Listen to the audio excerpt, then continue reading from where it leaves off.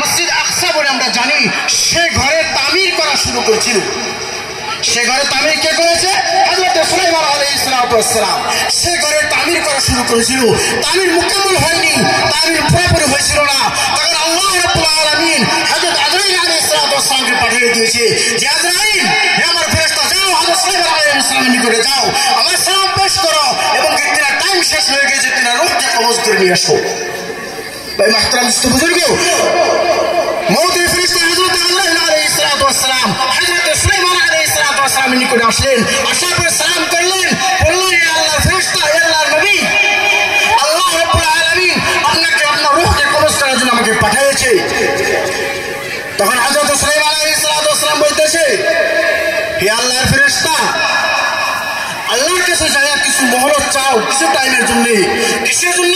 এই মহলত আমার নিজের জন্য আমি চাইতেছি না, এই মহলত চাইতেছি যে আল্লাহর ঘর বাইতুল মাকদিসের তামির আমি করতেছি, সে কামের নিগরানি আমি করতেছি, সে কামটা এখনো মুকাম্মল হয় নাই, যাতে এই কামটা মুকাম্মল হয়ে যায়, এই কামটা মুকাম্মল হওয়ার পর আমার জানকে তুমি কবজ করে নিও।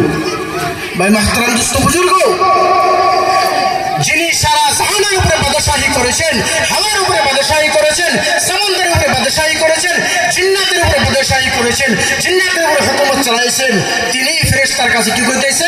আমাকে কিছু টাইমের জন্য মওতের মুহলত দাও। তিনিও কি করতেছে? মওতের জন্য মুহলত চাইতেছে, তারও বাঁচার নাই। ভাই মাহতারাম দোস্ত বুজুর্গ, যখন মওতের ফেরেশতা হযরত আজরাইল আলাইহিস সালাম আল্লাহর নিকটে গেলেন, আল্লাহর নিকটে যে বলতেছে, হে আল্লাহ রাব্বুল আলামিন, আপনার হাবিব হযরত সুলাইমান আলাইহিস সালাম আপনার ঘরকে তামির করতেছে, সে তামিরের কাম কিছু বাকি রয়েছে, সে তামিরের কাম মুকাম্মল হওয়া পর্যন্ত সে মওতের জন্য মুহলত চাইতেছে। ভাই মাহতারাম দোস্ত বুজুর্গ, তখন আল্লাহ রাব্বুল আলামিন হযরত আজরাইল আলাইহিস সালামকে পয়গাম দিয়ে পাঠাইলেন যে আজরাইল, যাও আমার হাবিবকে বলে দাও, আমার হাবিবকে বলে দাও, আমার ঘর বাইতুল মাকদিসকে তামির করার কাম আমি আমার হাবিবকে দিই নাই, সে কাম তামির মুকাম্মল করার কাম হলো আমার, আমি যার দ্বারা হোক সে কামকে মুকাম্মল করে নিব। তার টাইম শেষ, তার টাইম শেষ, দুনিয়ার জিন্দেগি শেষ, তাকে তার রূহকে কি করে কবজ করে নিয়ে আসো। আল্লাহ রাব্বুল আলামিন কোরআনে বলে দিয়েছেন, ইযা জা আজালুহুম ফালা ইস্তাখিরুনা সাআতান ওয়ালা ইস্তাকদিমুন।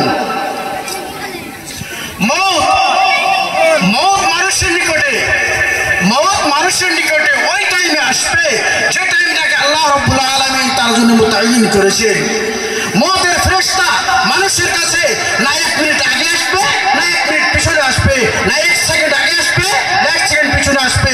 আল্লাহ রাব্বুল আলামিন যে টাইমের ভিতরে তার মওত নির্ধারিত করেছেন, মওতের ফেরেশতা তার নিকটে ওই টাইমে আসবে, 1 মিনিট আগে পিছনে ঘুরবে না।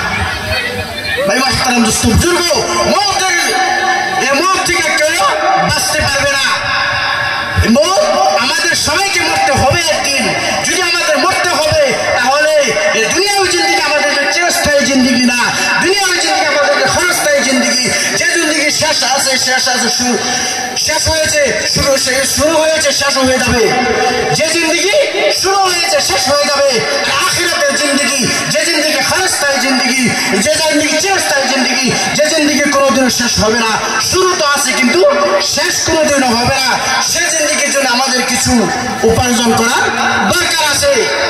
ভাই মাহতারাম দোস্ত বুজুর্গ, ইমাম গাজ্জালী রাহমাতুল্লাহ আলাইহি